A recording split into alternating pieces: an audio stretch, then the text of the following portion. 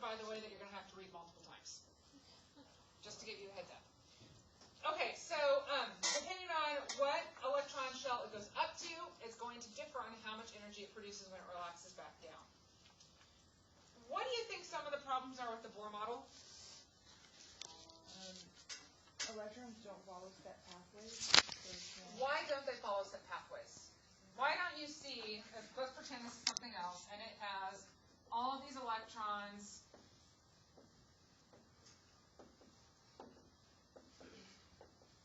If they're fixed, they wouldn't produce light, because it wouldn't move that. What? Or if it didn't move, it wouldn't produce light, correct? If they didn't, when electrons go back down. Energy. if they were spinning, yeah, there would be no light. If they weren't able to go up to other levels, yeah, that's a good point. Why else might there be flaws with this? Let's think about properties of electrons. What can you think of? What properties do electrons have? Dispersed amount, like in the clouds. They're not in a set bucket. Why do they disperse themselves? Are they repelled from each other? What properties do electrons have? You're dancing around it. That's like, yeah. Negative? They're all negatively charged, right? So if you have a bunch of negatively charged things packed into an orbital like this, what's going to happen? Going away from each other. There's repulsion all over the place, right? Because are two negatively charged things going to want to be close to each other? No. So you have them scattering into different directions. And the Bohr model does not account for that. And that's what the quantum mechanical model does.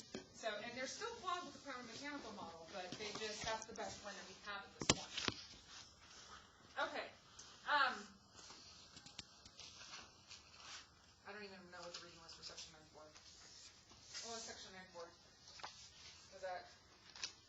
About the electrons, basically, about they orbit instead of... Oh, okay. So we just kind of talked about that. So you guys can summarize that on your own. All right. Okay, so based upon this, is it possible to trace the path of an electron? No, it's basically impossible. They've actually tried, they have machines, once again, that actually follow an electron as it travels around an atom, and they map them out. And they get statistical probabilities from it. But once again, it is not 100% sure exactly where an electron is going to be in an atom at any given time. So with the Bohr model, what we have talked about up to this point is we've talked about orbits. What is the difference between an orbit and an orbital? Orbit, a fixed. Orbit's fixed. Are Looks like this, right? What's an orbital? Are they predicted? That's where it's predicted is the probability. So you're most probably going to find an electron at any given time. Now, the orbitals that we're going to talk about do not look like a circle. That is not at all what they look like. There's one that looks like a sphere, but there's only one. The other one kind of looks a lot more complicated than that.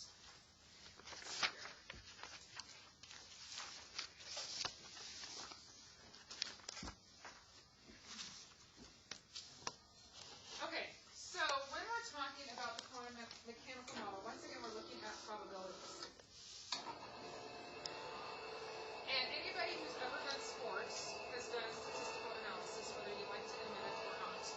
And this is showing you basically, I'm pretty sure it's a strike zone. I'm not big into baseball. But it's where they're most probable to hit the ball if it gets pitched. So that's kind of, it's the same idea here with electrons. So like, this is the strike zone, right? Baseball players? Yeah. With this, okay, thank you. So I'm assuming it's most probably going to get hit if it's here in the center. And then it kind of, as you get further out from that strike zone, then it gets a little bit least probable. So it's the same concept here when we're talking about orbitals.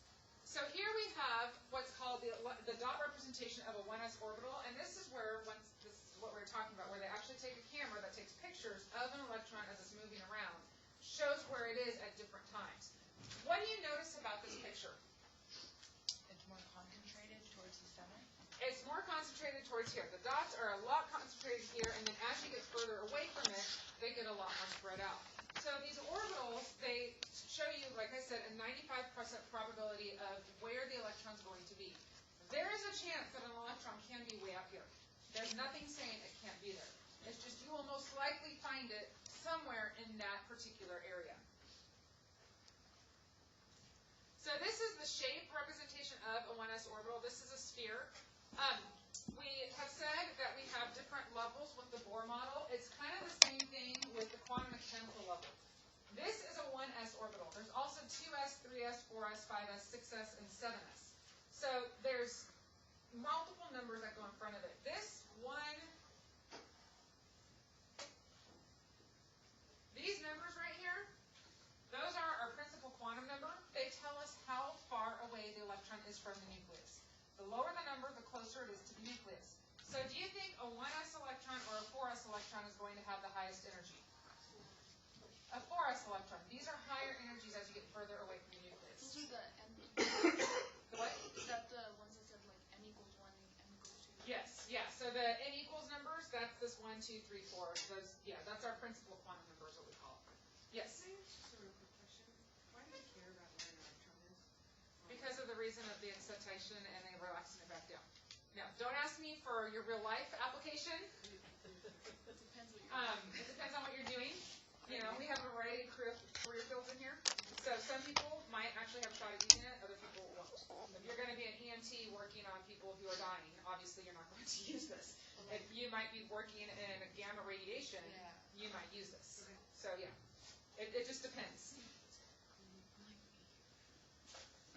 Totally understand the question now. I'm just like, I'm wondering like, what's the point of it? Like, Well, it's like my husband. It's like, when do you use log functions in person? You know, it's like, when in real life do you use those? see, I'm not doing that because that's what I'm doing right now, and it's a pain in the neck. See, I use them, so I can't say Oh anything. my god. Okay, so here we have, actually, you can't really see that very well, but this is the superimposed where they have the shape picture and the dot picture. You can kind of see how those overlap. All right, so when we're looking at the shells, we have the n equals 1, these principal quantum numbers over here that tells you how far away it is from the nucleus. Then you also have what are called subshells. These subshells are different shapes. We have the S one that we just saw that was a sphere. Then we also have P, D, and F subshells. There's other ones as well, but we don't really go into those. They all have different shapes. Hopefully they have them. Yeah, here we go. These are the P orbitals. So these kind of look like crazy little, figure eights that are turned in kind of different directions. So we have what's called the PX, the PY, and the PZ orbital. And they give them, the subscript is based upon what axis they're actually running on. So if you can visualize this in 3 dimensions, this line right here is kind of going into the Bohr. So that's the 3-dimensional thing. Then we have the d orbitals. And the d orbitals, they look a little bit prettier. So we have these, it's like a cross of 2 figure eights. And you have the dyz, dxy, dxz, dx squared minus y squared, and then we have our dz squared as well. And that one I always think looks the neatest. Looks like a donut around the 8. So these are the different shapes of the d orbitals. The f orbitals, I know this doesn't show, let's see if I can find a picture of them. They're kind of cool looking too.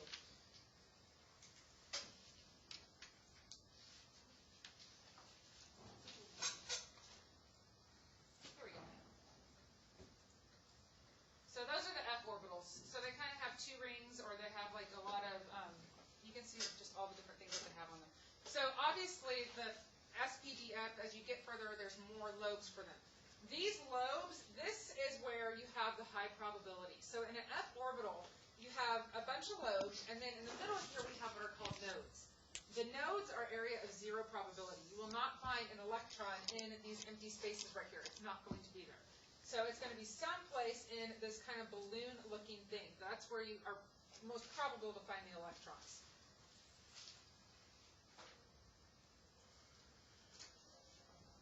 Okay, so each of these SPDF orbitals can hold a certain amount of electrons. And the way it works is that each unique orbital holds 2. So we have our 1s. 1s, how many different types of s orbitals are there? So think of s, not within a single level. So at n equals, let's say 4. At n equals 4, how many s orbitals are there? There's 1. What does the s orbital look like? A big circle, right? Mm-hmm. Yeah. There's only 1 s orbital. So an s orbital holds a total of 2 electrons. That's it. There are no more orbitals. when you get to the p orbitals, how many different types of p orbitals did I say we had? There's 3 of them, right? The px, py, pz. How many electrons can each of those hold? 6. 2 for a total of 6, right? So we have 2 in the px, 2 in the py, 2 in the pz. We have a total of 6. So p can hold 6. Then we get to d.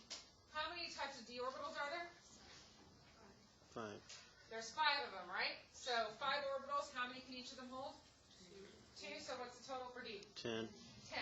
So 10 electrons can go into d, and then we have f, which, 14. how many f are there? There's 14 total. There's 7 different types of orbitals. So f has 14. So when we're looking at where the electrons go, you need to know this. It's very important to know s is 2, p is 6, p is 10, and f is 14.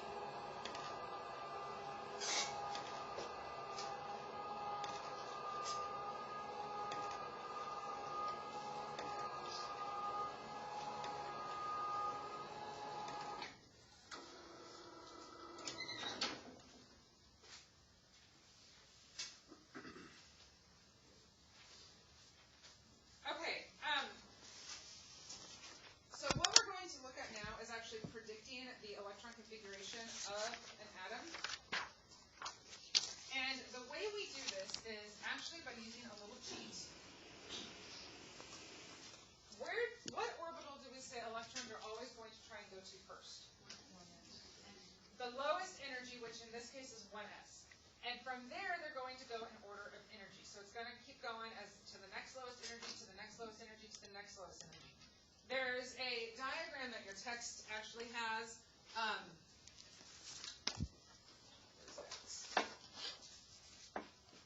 Page 299, if that's what you're talking about. We have there it is. That's what I'm looking for. Sorry, I'm going to unmute this real quick. This diagram your textbook shows you, and it actually shows you the energies of the orbitals. I do not recommend memorizing this diagram because as you get up here to,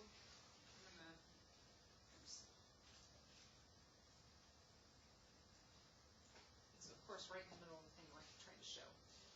As you go to some of these, hello computer.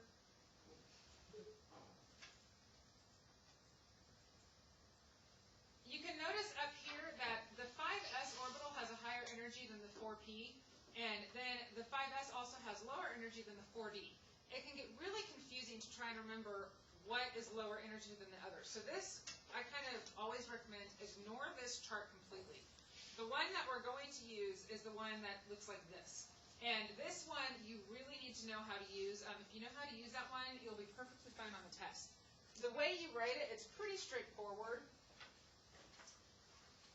So you're going to start off writing your 1s all the way down to 7s. And then you're going to start writing in your p's. Your p orbitals do not start until number 2. So you're going to start here on 2p and write everything as a p.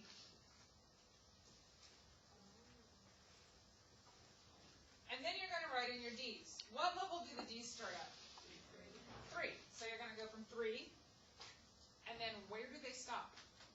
6. It shows the P only going to 6 too. Really? Yeah, it does. It just stops it there. These actually do continue on, but we're going to speed consistent with what your textbook says. Okay. Then we have our F's. Where do the F's start? 4. And they end in your text at 5, right? Yeah. Okay. All right, so this is the drawing that you have. If you can draw this, you'll be fine with filling in the electrons. It's a piece of cake once you have this down. Because we just remember this, and then how many electrons go in S? 2. 2. How many go in P? 6. How many go in D? 10. And how many go in F? 14. 14. Got those 2 things down, you're good to go. The way this works, you're given an element. So let's say I pick cobalt. Cobalt is number what? What is its atomic number? 27. So its atomic number is 27. How many electrons does it have? 27. 27. So what I'm going to do is I'm going to use this as a tool to help me fill them up. The way I do it is I fill it in order of these diagonal lines. So my first 2 electrons go into 1s. So I say, okay, I have 1s2. Where do my next 2 electrons go? This one. That's the next one according to my arrow. So I would take 2s2. Once those are filled, where do my next electrons go? Into this one. That's my next one. So how many electrons go into that p? How many can go into p to the total p orbitals? 6. So I know I have enough. I'm going to put 6 there. Then, according to my arrow, I go down here to 3s next. How many electrons go into s? 2. So I'll have 3s2. Once I have them there, where do my electrons go? 3p. Into 3p. How many electrons go in that 3p? 6. And then I go down here to what's next? 4s2. My 4s, and I'm going to have 2 more. After those are filled, what is the next thing that gets filled? 3d. My 3d. So now is where you're going to have to start doing some math. How many electrons up to this point have I put in here? 20, right? Should be 20. Yeah. So I have 20 there. How many more electrons do I need to find a home for? 7. 7. How many can the d orbital hold? 10. 10. So I'm going to have 7 of them go into there. It's a matter of knowing how this works. Once you figure this out and you practice it, it's really simple to do. It's just knowing the order that they fill and then also how many electrons go in each of these orbitals. Professor, why did you go from the 4s? Wait. So the 3D, Yeah, you went down and then you went back up. How come you Right. didn't just go straight across? this is the order that I fill. So this is showing you the order of the lowest energy. So this is lowest, that's lowest, then that, then this, then that, then this, then this, then this. So that's why the arrows are diagonal. You follow the arrow. Oh, okay. That's what I was thinking. Which ones do we do? Okay, noble gas notation, I'm not actually going to go over in here. It's just something that you need to be familiar with, but it's not something I tend to use a whole lot. So for this class, just be familiar with it, recognize it. I'll talk about it briefly, but I'm not going to spend a ton of time on it. Okay, so let's look at calcium. What time is it?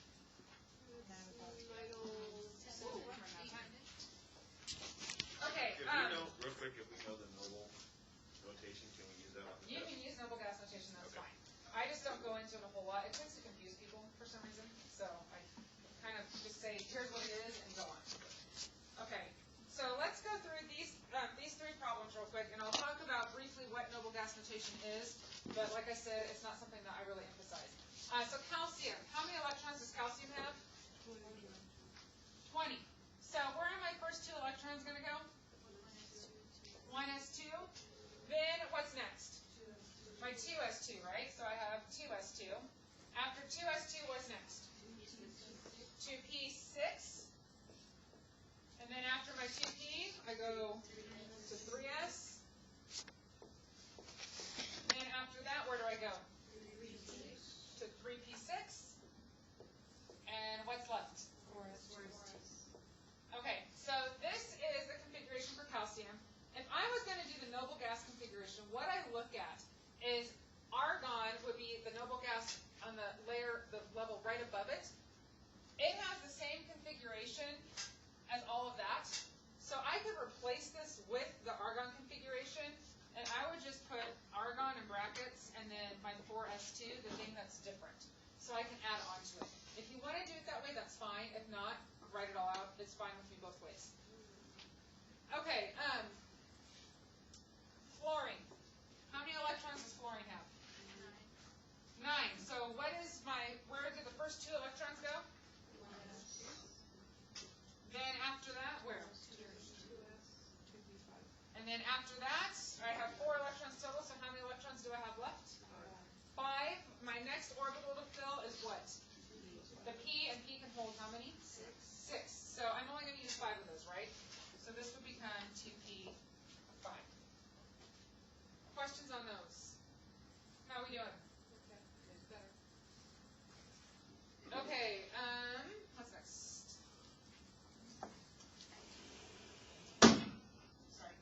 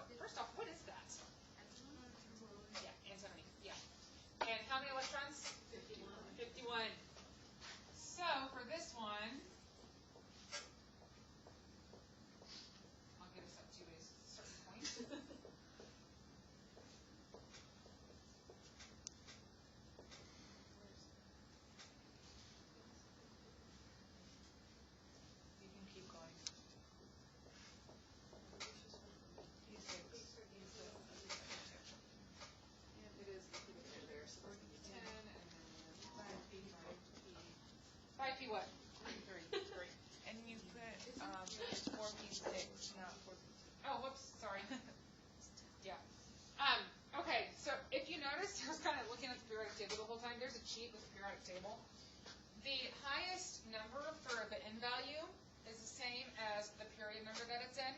So if you look at antimony, it's in period 1, 2, 3, 4, 5. So my highest in value should be 5. Is it? Yes. Yes, it is. It's 5s2, right? 5p3? Yeah. And then also, if I look at this, my last electron, if you look at calcium, what is the highest in value is a 4. And it has how many s electrons in it? 2. So anything in this row is going to fill up s1. Anything over here will end in s2. These will fill up the d orbitals, so we'll have d1, 2, 3, 4, 5, 6, 7, 8, 9, 10. That tells you what d orbital number it should be. Then this right here tells you the p orbital number it should be. So we have p1, 2, 3. So this ends in 5p3. That's exactly where it should be. And then it would be 4, 5, 6. So the periodic table actually gives you a lot to help out with this as well. So then that's when we would write it like that, right? We'll put the R on the brackets. and If you then wanted know to the write this period. as a noble gas configuration, you would have to do up to here would be the noble gas that was in the row above it, which is krypton. So you'd have krypton, and then 5s2, 4d10, 5p3. So there's different ways that you can check this. I always recommend filling it out using this, double check it using your periodic table. That's what I recommend. Yes.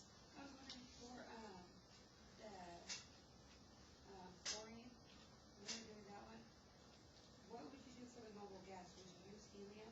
You would use helium, yes. So fluorine, I didn't write it for that one, sorry. Fluorine would just be He, and then 2s2, 2p5. So you couldn't do it for hydrogen, right? I mean, I know you wouldn't need to, but Yeah, hydrogen doesn't really have a noble gas Yeah. configuration, yeah. for everything else. Yes. Okay, any other questions on that? Well, but you never told us why is hydrogen in 2 places? It has properties of both metals and nonmetals. Mostly it's more properties of a nonmetal, but it fills up the 1s orbital, this whole electron donation, all that stuff, that's all over there in the metal category. And it's reactive. And it's, yeah. But you have halogens that are super reactive too. So it's not reactivity is not limited to just metals. Okay, so we just have, it looks like 2 problems that I didn't get to today.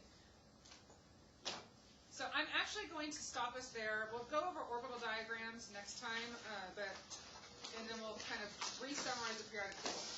If you have done any SI sessions at all, so even if you've gone to just one and you may not have thought it was something that was useful for you, please, if you could just fill out this form really quick and evaluate. It's for the SI program evaluation to let us know if it was how useful it is, what some of the problems with it might be, anything that might be something that you feel we need to know, and it's about both, I think it's about the leader and the actual program.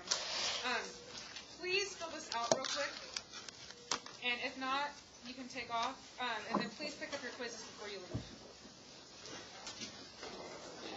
Thank you.